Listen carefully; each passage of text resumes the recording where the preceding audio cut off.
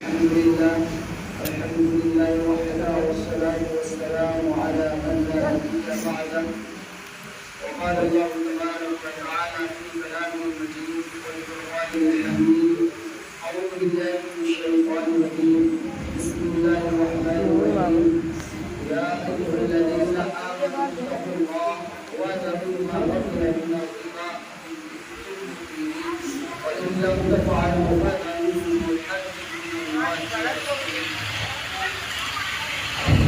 وقال النبي صلى الله عليه وسلم: الربا 70 حوبا أيسرهما أن ينكح الرجل أمه أو كما قال عليه الصلاة والسلام. عن جابر رضي الله عنه قال: لعن رسول الله صلى الله عليه وسلم آكل الربا وموكله وكاتبه وشاهديه وقال هم سواء أو كما قال عليه الصلاة والسلام. عزیزان گرامی، اللہ رب العزت کا بہت بڑا احسان ہے، کرم ہے کہ اللہ تعالیٰ نے ہم سب کو ایمان کی دولت سے سرفراز فرمایا، اور پھر اللہ رب العزت نے ہم سب کو خیر کی، اچھائی کی توفیق عطا فرمائی۔ اللہ تعالیٰ نے دنیا کو جو بنایا اور پھر اس کے اندر تمام انسانوں کو بسایا، ایمان والے بھی ہیں اور غیر ایمان والے بھی ہیں اور جانور بھی ہیں۔ اللہ تعالیٰ نے جانوروں کو کسی چیز کا مکلف نہیں بنایا کہ تم کو یہ کام کرنا ہے، تم کو یہ عبادت کرنی ہے۔ اللہ رب العزت نے کافروں کو مکلف نہیں بنایا کہ تم کو ہمارے سامنے کھڑے ہو کر کے نماز پڑھنا ہے، کہ وہ بتوں کی عبادت کرتے ہیں، غیر اللہ کی عبادت کرتے ہیں۔ لیکن اللہ تبارک و تعالیٰ نے تمام مسلمانوں کو، ایمان والوں کو مکلف بنایا ہے، انسانوں کو اس بات کا مکلف بنایا ہے کہ دیکھ لو، تم کو میری مان کر کے چلنا ہے، تم کو مکلف بنایا کہ تم کو نماز بھی پڑھنی ہے، روزہ بھی رکھنا ہے، حج بھی کرنا ہے، اور تمہاری کمائی اور تمہاری تجارت، ہر چیز کو تمہیں شریعت کے مطابق چلانا ہے۔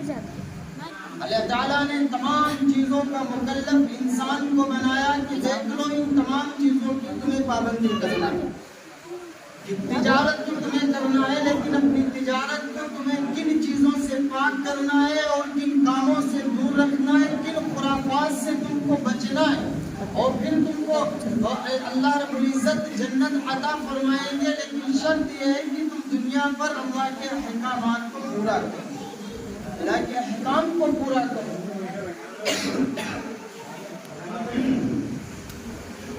اور تمام وہ گناہ جو ہمارے معاشرے کے اندر آج بڑھتے جا رہے ہیں، جن پر آج ہماری اور آپ کی توجہ نہیں ہوتی، جو گناہ آج ہمارے معاشرے کے اندر بڑھتے جا رہے ہیں اور ناسور بن چکے ہمارے معاشرے کے اندر، ان میں سے ایک بڑا عظیم اور بڑا سخت گناہ سود کا گناہ۔ یہ سود، اللہ رب العزت نے اس سود کو حرام قرار دیا۔ قرآن اور حدیث کے مطالعے کے بعد یہ بات معلوم ہوتی ہے کہ شاید سب سے بڑے گناہ اور سب سے زیادہ اگر کسی گناہ کی مذمت کی گئی ہے تو شاید شرک کے بعد کی مذمت کی گئی۔ قرآن اور حدیث کی روشنی میں آپ دیکھیں کہ اللہ رب العزت نے سود کی کتنی سخت مذمت کی ہے کہ جو بندہ سود سے بچتا نہیں ہے اور سود کے وہ کاروبار کے اندر اور اس کے دولت اور پیسوں کے اندر وہ اگر دھستا چلا جاتا ہے تو اللہ تعالیٰ کے اتنے سخت غضب کا وہ بندہ مستحق بنتا ہے۔ قرآن پاک کے اندر اللہ تعالیٰ نے ارشاد فرمایا: یا ایھا الذین آمنوا اتقوا اللہ وذروا ما بقی من الربا۔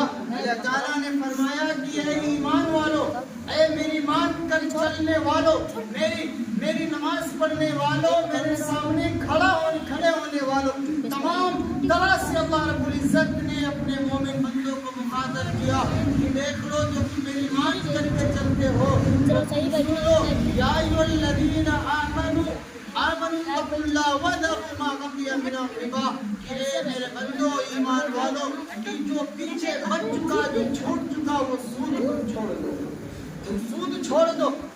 اور اگر تم ایسا نہیں کرو گے فَإِن لَمْ تَفْعَلُوا، اگر تم ایسا نہیں کرو گے فَأْذَنُوا بِحَرْبٍ مِّنَ اللَّهِ، تو تم اللہ تعالیٰ سے ورسولہ اور اس کے رسول سے اعلان جنگ کرتے ہو۔ اللہ تعالیٰ نے کتنی سخت وعید فرمائی کہ اگر تم سود کو نہیں چھوڑ رہے، اگر اس کاروبار کو نہیں چھوڑ رہے، اگر تم سود میں دھستے جا رہے ہو اور سود کھاتے جا رہے ہو، تو سن لو فَأْذَنُوا بِحَرْبٍ مِّنَ اللَّهِ وَرَسُولِهِ، اللہ اور اس کے رسول سے جنگ کے لیے تیار ہو گئے۔ میرے بھائیو ذرا آپ غور کریں کہ اللہ تعالیٰ سے جنگ کر کے کون بندہ جیتے گا؟ اللہ اور اس کے رسول سے جنگ کر کے جہاد کر کے کون بندہ جیتے گا؟ اتنی سخت وعید اللہ رب العزت نے سود کے بارے میں فرمائی۔ آپ حدیث کے اندر دیکھیں اتنی سخت وعید ہے۔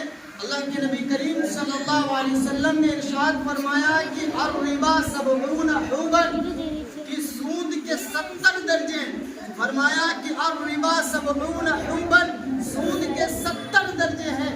ایسرہما ان ینکح الرجل امہ، فرمایا کہ ان میں سے سب سے ادنا، سب سے کم درجہ یہ ہے کہ ایک بندہ اپنی سگی ماں سے زنا کر لے، سود کا 1 درہم کا یہ حال ہے۔ ایسرہما ان ینکح الرجل امہ، فرمایا حضور نے کہ اپنی ماں سے زنا کر لے، 70 درجوں میں سے ایک ادنا درجہ ہے۔ آپ غور کریں کہ اگر 69 درجے اور ملا لیے جائیں تو سود کا کتنا بڑا گناہ ہے۔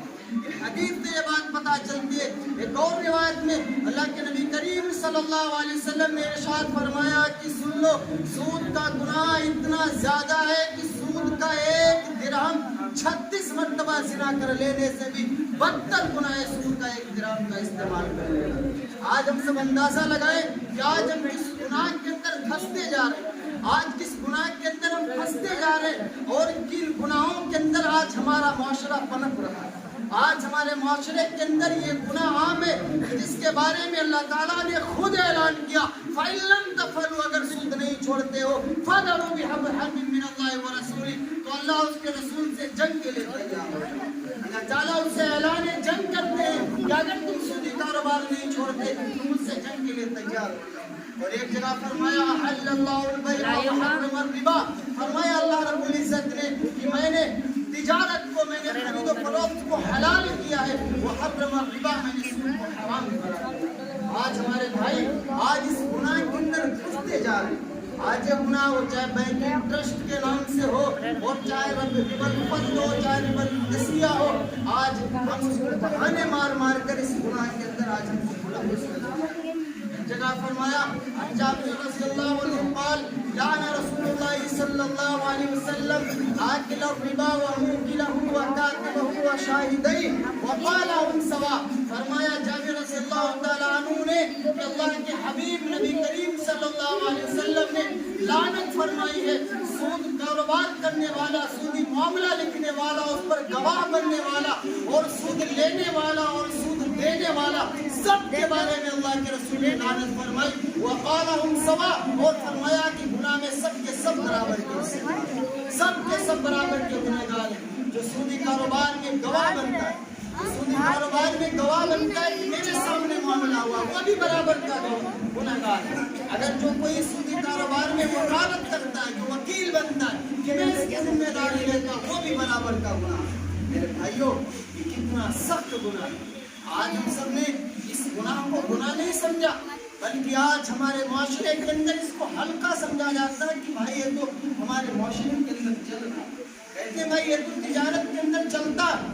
میرے عزیزو یاد رکھنا کہ ہمیں دنیا سے جانا ہے، ہمیں دنیا سے جانا شرک کے بعد قرآن اور حدیث کے مطالعے سے پڑھنے سے بات پتہ چلتی ہے کہ شرک کے بعد اگر سب سے زیادہ اگر کسی گناہ کی مذمت کی گئی ہے، اگر کسی گناہ کی وعید بیان کی گئی ہے تو وہ شاید شرک کے بعد سود کی مذمت کی گئی۔ سود کے بارے میں سختی اور اس کے بارے میں وعید بیان کی گئی، اتنی زیادہ سخت احتیاط کی ضرورت ہے۔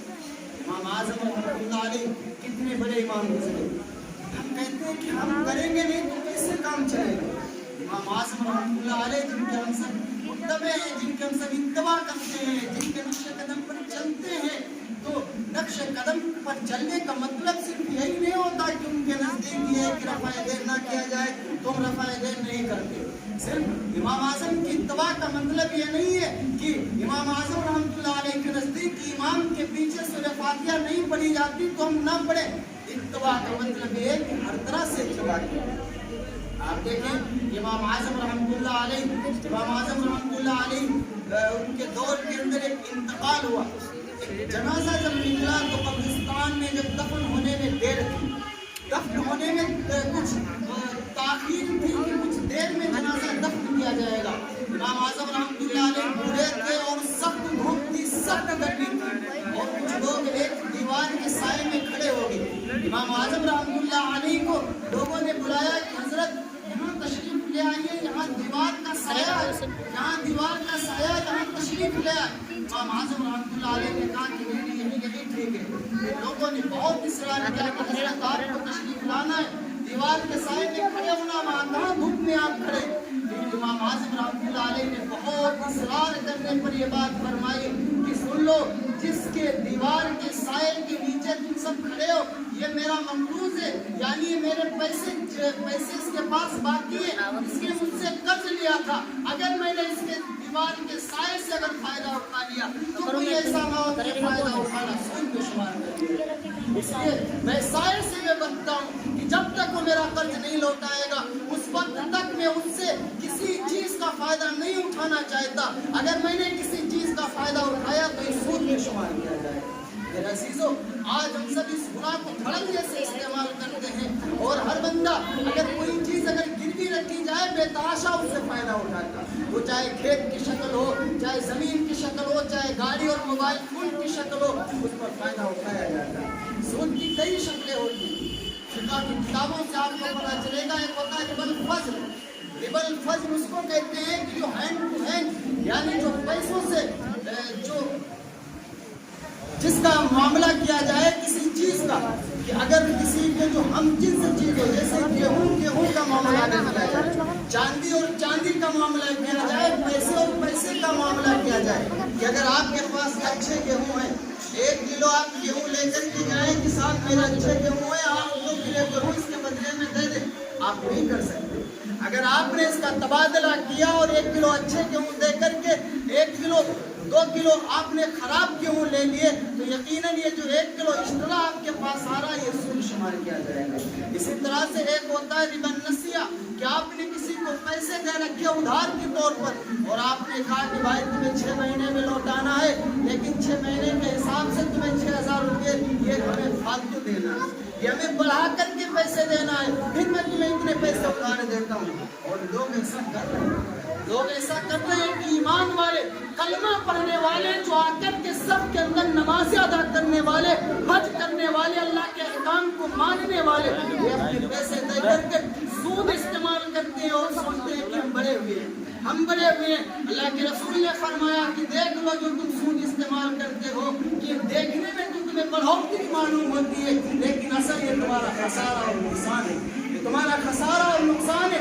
ये तुम्हारा बढ़ता हुआ माल जो दिख रहा है, ये तुम्हारा माल बढ़ नहीं रहा, बल्कि इसके अंदर सिवाय खसारे और नुकसान की कोई नहीं। भाइयों, आज तो सूदी पर पैसे का लेन देन किया जाता है, पैसे का सूदी। एक मुसलमान ईमान वाला सूदी पैसे देता है, फिर उसके बाद वो लाकर के उसे खाता है, पीता है, समझता है हम ईमान वाले, हम ईमान वाले। मेरे भाई याद रखना, सूद की बड़ी सख्त मजम्मत कुरान और हदीस के अंदर की है। अगर तुम बाज नहीं आए सूदी से, अगर तुमने सूद से तौबा नहीं की, फादा भी हक भी मिलता व रसूली, वो सुन लो अल्लाह उसके रसूल से जंग। कितनी सख्त महीने हैं मेरे भाइयों, इसलिए हमें इस गुनाह से बचना है, इस गुनाह की संगीनी से बचना है, इस सख्त गुनाह से हमें दूर रहना है।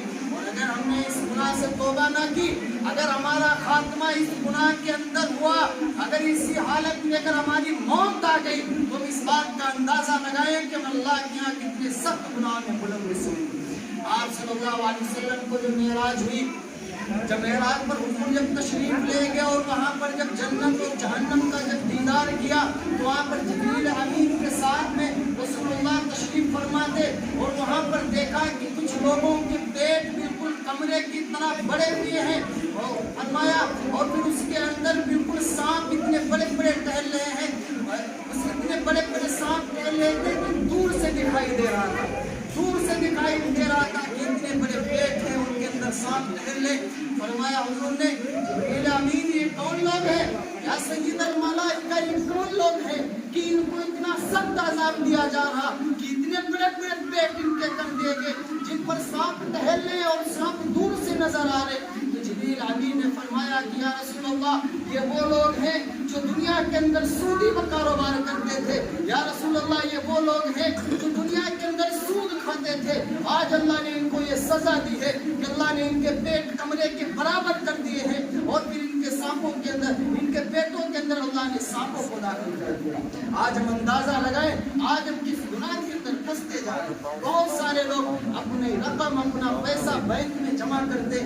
याद रखना, बैंक इंटरेस्ट भी सूद है, बैंक इंटरेस्ट भी सूद है कि अगर बैंक में आपने पैसा जमा किया 1 लाख रुपये, अगर वहां से इजाफी रकम आपको हर महीने 200, 300, 500 जो रकम आपको इजाफी अगर मिल रही है, ये यकीनन सूद है और ये हराम है।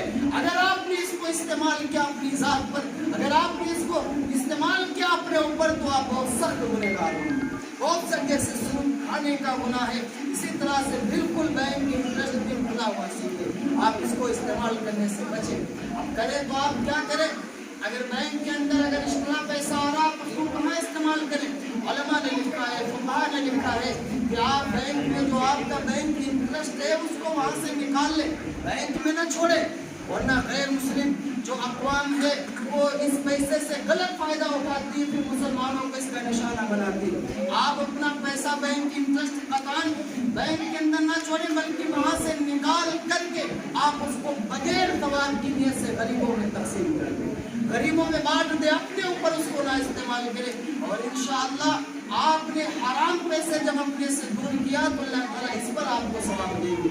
बगैर सवाब की नीयत से खर्च करने का सवाब नहीं मिलेगा, लेकिन हराम रकम को अपने से दूर करने का इस पर अल्लाह ताला सवाब देंगे। मेरे भाइयों, और यही शक्ल हमारे हर कारोबार के अंदर होनी चाहिए, यही शक्ल हमारे हर कारोबार के अंदर होनी चाहिए कि अगर हम उससे अगर फायदा उठा लें, कोई भी चीज हो, अगर हम उससे अगर फायदा उठा लें और उसकी एक शक्ल जमीन की भी बनती है, एक शक्ल जमीन की भी बनती है कि अगर आपने जमीन अगर गिरवी रखी है तो हमारे माशरे के अंदर हो रहा है। ये तो हमारे माशरे कोई आलिम नहीं कहता, किसी मुफ्ती के अंदर या हिम्मत नहीं है कि शरीयत के अंदर कोई एक बात पैदा करे। कोई आलिम इस बात की इस्तेदाद नहीं रखता कि कुरान और हदीस के बताए हुए बगैर उसके तरीके के अपनी तरफ से कोई बात कह दे।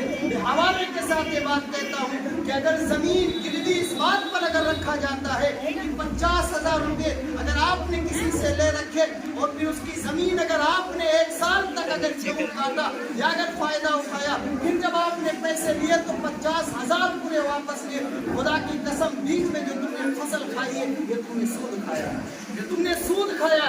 और यकीनन सूद का फरमाया हुजूर ने अर्रिबा सबून हुबन ऐसर हुमायन के रजुल, फरमाया हुजूर ने सूद के 70 दर्जे, अदना दर्जा ये है कि एक बंदा अपनी सगी माँ से ज़िना कर ले, इतना बड़ा गुनाह सूद का 1 दर्जे का गुनाह। आप अंदाजा लगाए अगर 69 दर्जे इसमें और मिला दे